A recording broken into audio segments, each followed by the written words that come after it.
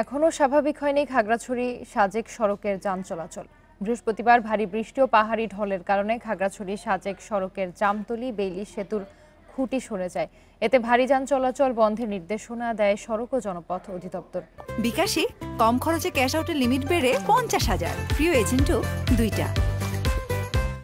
সড়ক ও জনপথ বিভাগের তত্ত্বাবধায়ক প্রকৌশলী মোফাজ্জল হায়দার জানান, খুঁটি সরে যাওয়ায় সেতুটি ভেঙে যাওয়ার শঙ্কা দেখা দিয়েছে। তাই ভারী যান চলাচলে নিষেধাজ্ঞা দেওয়া হয়েছে। নির্দেশনার কারণে খাগড়াছড়ির দীঘিনালা ও রাঙামাটি লংগদু ও বাঘাইছড়ির সাথে সারা দেশে যাত্রীবাহী বাস ও পণ্যবাহী ট্রাক চলাচল বন্ধ রয়েছে। এতে আটকা পড়েছে অনেক যানবাহন। এদিকে বাস ও পিকআপের যাত্রীরা পায়ে হেঁটে সেতু পার হন।